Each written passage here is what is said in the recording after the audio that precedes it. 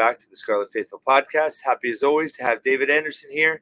Wanted to talk about a couple of recent additions for Rutgers football over the last few days, as well as a topic in terms of their highest profile offensive player back for next season. But first, let's start with the addition of Shedrick Rhodes Jr., the offensive tackle from Ohio.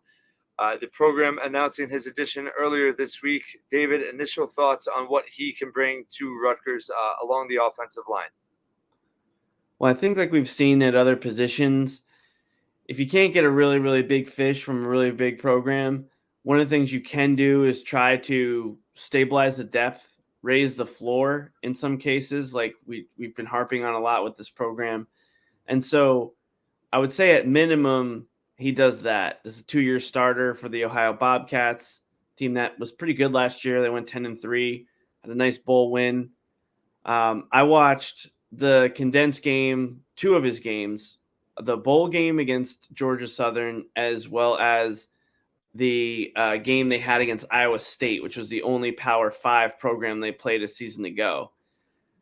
So I guess I'll talk about that then, which is that it looked in the bowl game like he was battling some injury. They were playing in the Myrtle Beach Bowl, which is not a particularly high-profile game, obviously. And it looked like he was just a little stiff. It looked like he was trying to engage a lot of defensive players, like very high. It didn't look like he had like good low power in his movements during that game. So I was a little bit worried about it until I watched the Iowa State tape.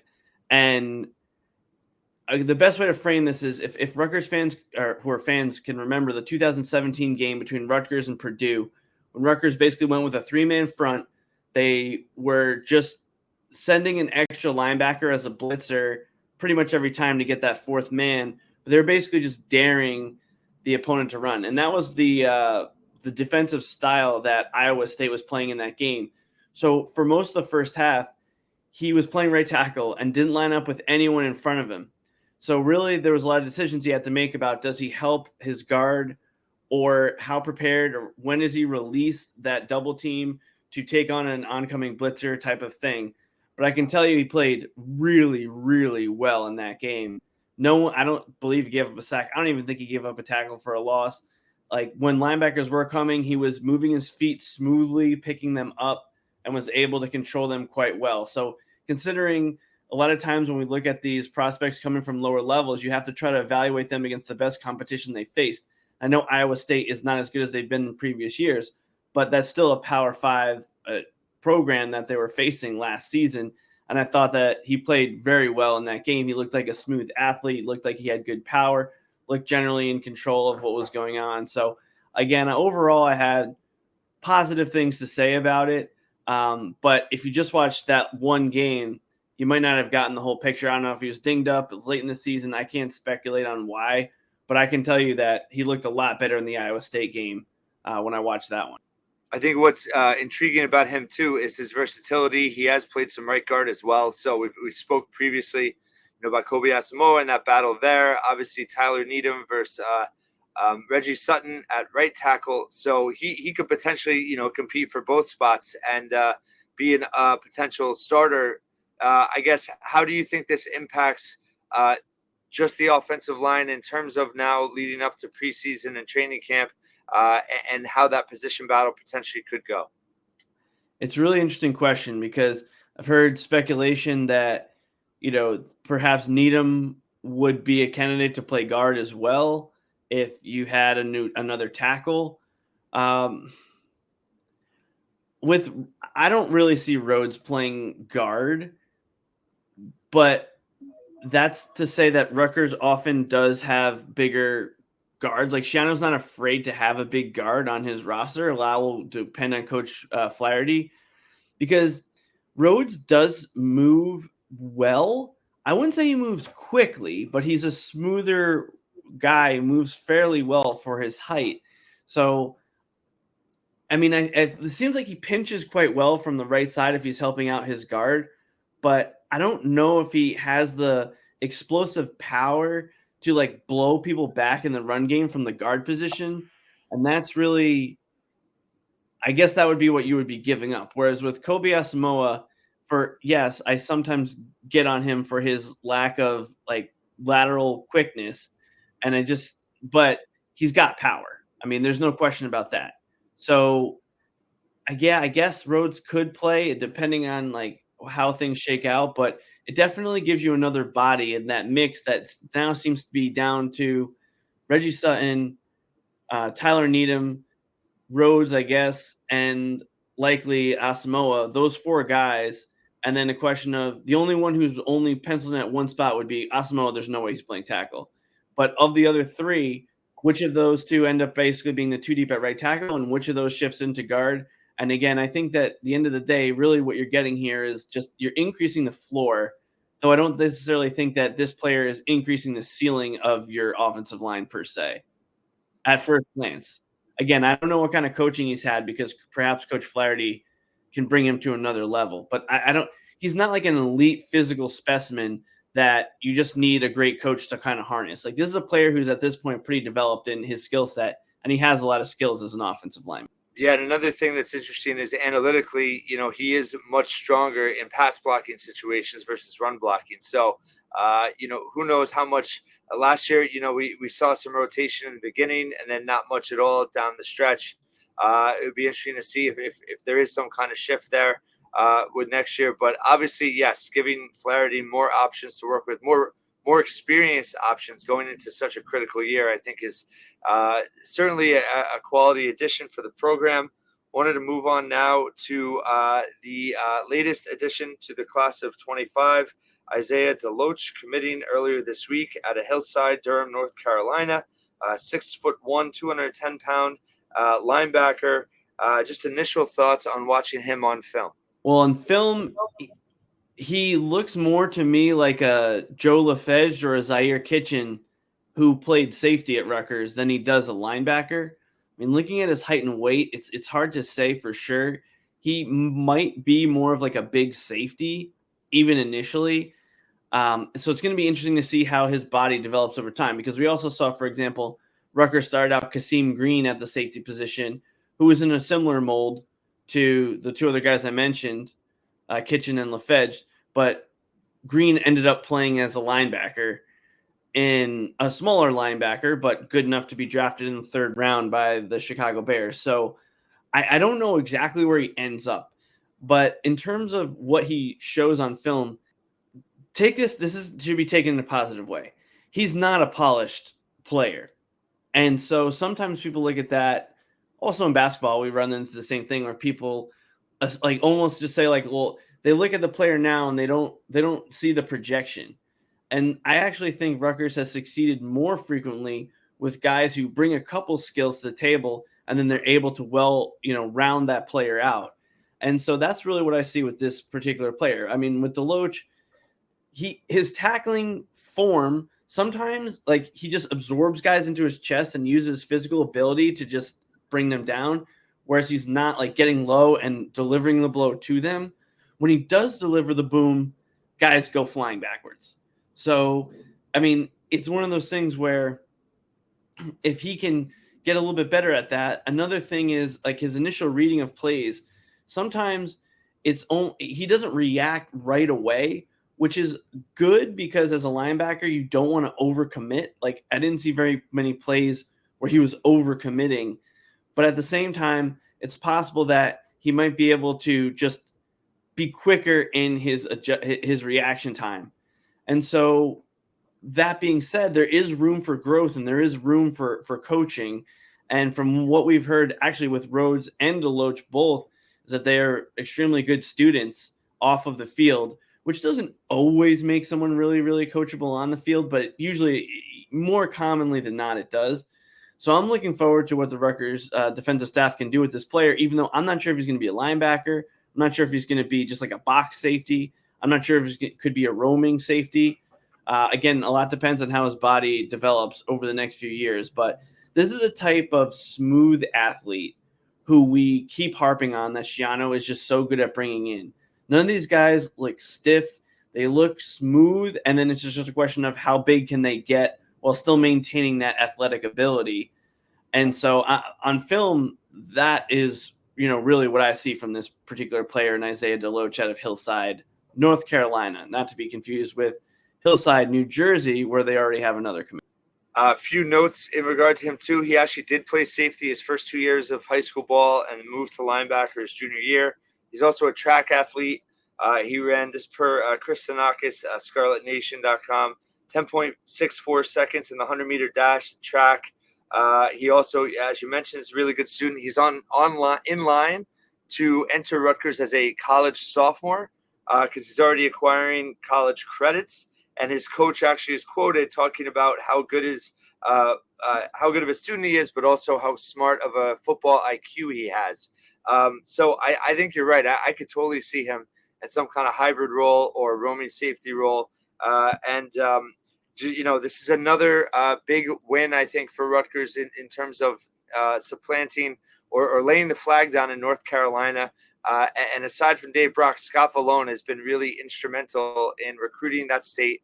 And I think it just is really encouraging from a recruiting standpoint that Rutgers is other regions now, not just New Jersey area, not just Florida, but North Carolina, it's a huge state, ton of talent. So for them to be able to start getting, and they all seem super athletic, the guys that they're getting. So I think that's a plus in this win as well. Yeah, I was going to say, I was thinking a lot about that. Obviously, as some of the listeners know, I'm currently a North Carolina resident. And the thing to keep in mind is, like, when I grew up in Bergen County, there was no more room to build there, right?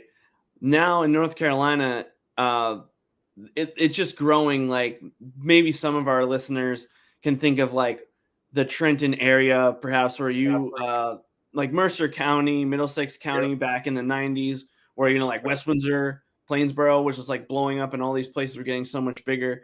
Like, that's where it is, like everywhere around and so to the point that in the Raleigh-Durham area, it's basically growing into where Greensboro is. So there's a lot going on there. I don't know if the North Carolina colleges can necessarily keep up, but probably the bigger factor here is just the uncertain future of the ACC.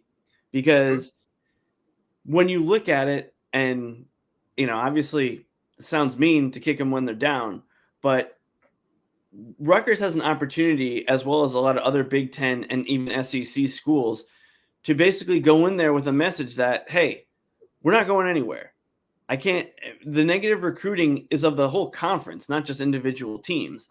So that has to be a factor. And when you look at it, really, what is ACC country? It's the DMV, sort of, the Richmond and some parts of Virginia. And then you have Raleigh, Durham area, Charlotte area, and Atlanta. And Atlanta is a much bigger market. So this is a good place where there's opportunity for players that Rutgers could potentially grab. So, and then the other question is, like, I was looking at Hillside High School's history, and their two most famous athletes. One is Rodney Rogers, who played in the NBA, and he didn't go to Duke, even though it was in his backyard. He went to Wake Forest. And then another was basketball player John Lucas, two-time All-American basketball player for Maryland, who also didn't go to Duke, even though he became a two-time All-American for the Terrapins. So it might be also an opportunity, not just for North Carolina, but where you have guys in a place like Durham who have the same like stigma as Rutgers locals. They want to go somewhere else because they're from so close there, they might not want to stay home. So there might be a strange opportunity there as well to capitalize on kind of the same thing teams do to Rutgers, but in reverse, in terms of grabbing players from other, college areas that might want to go further away from home, especially now that you have the Big Ten to sell to. Yeah, excellent point. And Duke was all over Deloatch in this specific case. Indiana was as well, South Florida, and a bunch of G5 schools. So, I think the North Carolina region is certainly an opportunity, and I think Rutgers is rightly attacking it. So you have to give credit to specifically, Dave Brock and Scott Valone in terms of developing that region from a recruiting perspective. And now in regard to the 2025 class, Rutgers now has 8 current commits, 4 from the state of New Jersey, 2 from Florida, 2 from North Carolina. 24/7 Sports has them overall ranked right now 29th in their composite rankings, which is pretty solid. Obviously, it's very early, but a really good start, I think, so far. Is there anything that stood out about what they've done so far in the 2025 class, and kind of, I guess, what you're looking for moving forward?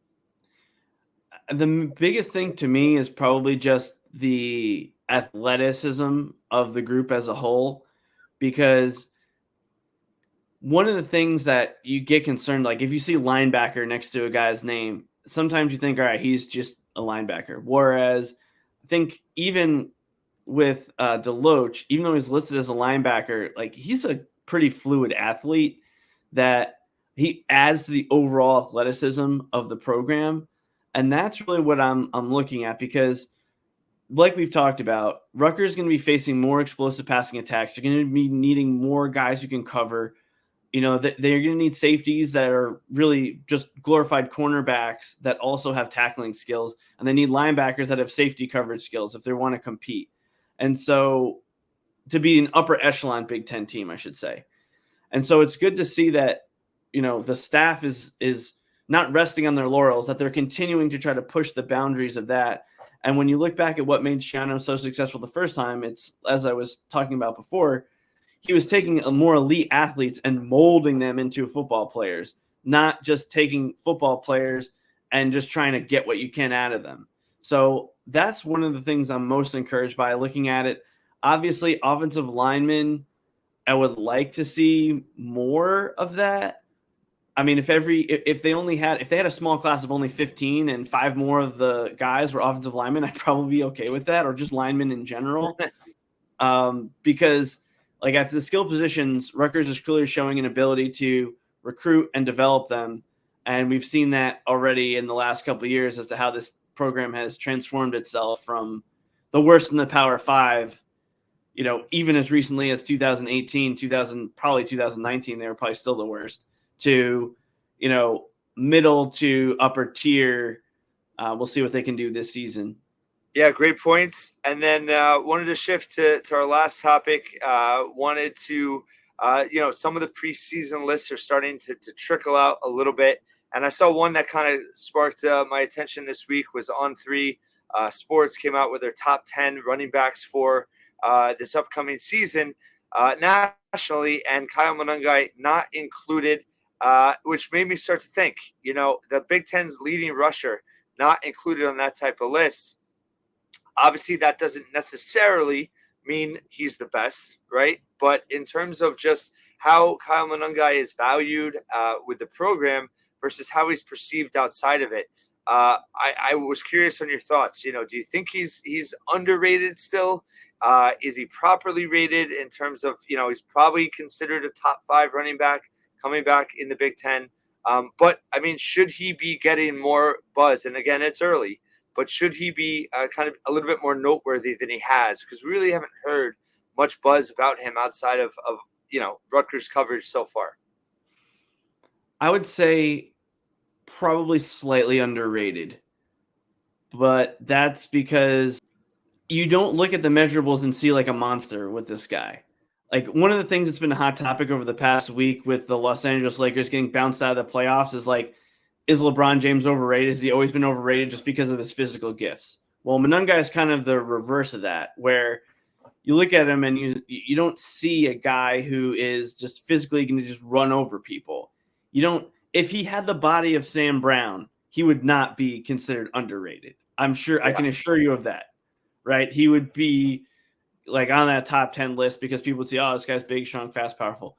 You can't really appreciate someone like Monangai unless you watch him game in, game out, or even if you don't watch game in and game out, just watch the fourth quarters of games. And then he also might have gotten a little bit of a drop because of Rutgers' slide later in the season when they're playing tougher competition. And it's hard to project, like, if he was on a team with a better offensive line, I'm not saying Rutgers' offensive line is bad, right? But if he was on a team with a more high-profile offensive line, let's say he was on Michigan, would Michigan have still won the national championship if he was their running back? Obviously, yes, right? So there's certain types of things, and even when you among Rutgers fans, right? You look at someone like Isaiah Pacheco, drafted in the 7th round, NFL starter, but Kyle Monangai is an exponentially better college player than Isaiah Pacheco. Even as someone who is a Pacheco defender during the lean years, I was one of the ones who was like, this guy's going to do well in the NFL. But Kyle Monangai is a much better college player than that. So a lot comes down to, like, are we saying, is he a top 10 running back in terms of how good he is as a college player? In my opinion, yes. Is he a top 10 guy right now as he would project to be an NFL player? I don't know. I don't know the other 10 well enough to all say, like, this is how this every single guy projects. But that would be my main take on the situation. But even then, if we look back at recent Rutgers history, which I won't bore everyone with at the moment, like, I can see why even we are underrating his impact. I mean, we can go back to our preseason last year, and I can take the biggest mulligan that I would want to take of the whole preseason position group rankings last year is when I was not praiseworthy enough of Kyle Monangai heading into the season. Yeah, those are great points. And I think I mentioned the last time we did an episode together was, I mean, at this time last year, no one expected what we got from Kyle Monangai last season. So I think one thing that really kind of put things in perspective this week too was, Jalen Berger announced he's entering the transfer portal. Once again, was the starter over Monangai in high school in New Jersey. And then obviously, Monangai at this point has no question had the better college career so far. Berger bouncing from Wisconsin and Michigan State, now looking to go somewhere else. So I think that's interesting too, just in terms of how they were projected out of high school. So I think without a doubt, Monangai has been underrated throughout his career. And I do find it interesting. I think he's still underrated. I think a big part of it, I think his best quality is his grit and his toughness and his mindset and how he just grinds other defenses down. So between I think Sam Brown being healthy and going to be more effective this year, and then also with the hope that Rutgers is going to be more effective in the passing game, I'm actually all in on Monangai being even better this season. I think it's fair to maybe think he's not going to be as productive simply because he was so productive last year. But there was a stretch there down the stretch where he was pretty banged up. He had some games where the offense as a whole really didn't help him. So I'm actually really high on him having an even more productive year going forward. So I think he's definitely still being underrated so far. Any closing thoughts on that? Yeah, I mean, a lot. We talked a lot about on the previous podcast about how defenses might start playing cover 2. Rutgers might spread it out a little bit more with their wide receivers. But just because they might make these alignments and looks different doesn't mean that they're going to go away from their identity as a running team.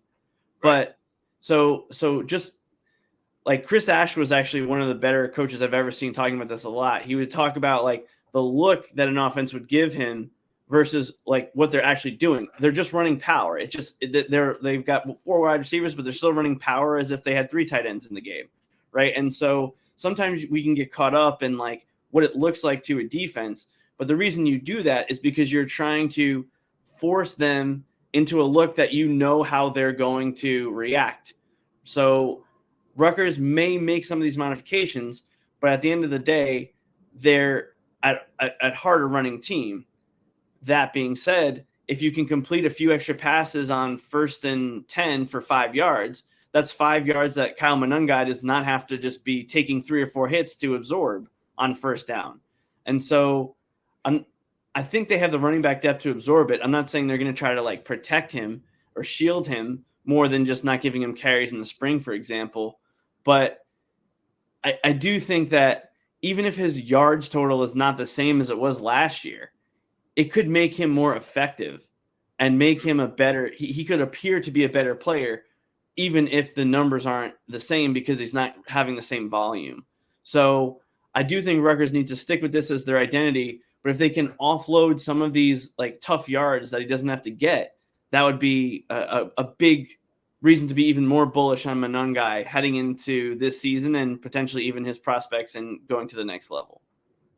Yeah, I totally agree. And I think that's the counter to people that are concerned that Wimsatt's left. And, he really helped Monangai in the running game. But if Rutgers can start generating yards and 1st down off the pass, just that versatility and being a little more creative in your play calling, it's going to make them more unpredictable as an offense, which is, I think, only going to benefit someone like Monangai, who will be able to, again, those first and second yard carries that you're talking about that really are body blows that, wear a running back down over time, I think will keep him fresher and also make him more effective.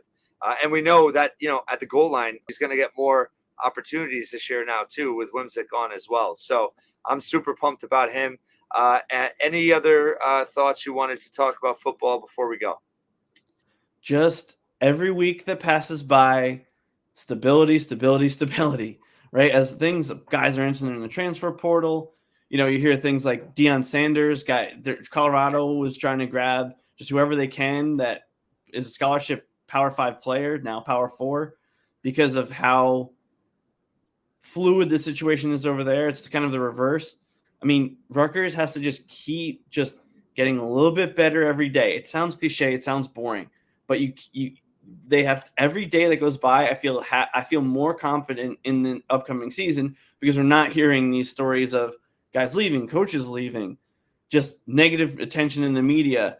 And so if they can just got to keep building, because I mean, that's the name of the game in college football. And Greg Schiano, like I said before, deserves credit because the strengths that he had his first time around are even more accentuated as the second tenure continues to evolve. I was smiling because I was just waiting for you to say it. It's okay to say it. They just have to keep chopping day by day. Oh, yeah. But you're totally right. You're going to have to start selling Scarlet Faithful axes. Okay. That's a good idea. That's a really good idea. Yeah, I totally agree. In this day and age, in terms of the transfer portal and the instability that's out there, Shiano's value in the culture and keeping a program together is even more important than ever. And we've said it a bunch, but yes, they're in a really strong position going into a critical 2024. And I know we're both excited. I think a lot of listeners and watchers are as well. And thank you so much for joining us once again, and hope everyone has a great weekend. And we'll have plenty more coverage at the Scarlet Faithful podcast coming up pretty soon. Have a great weekend.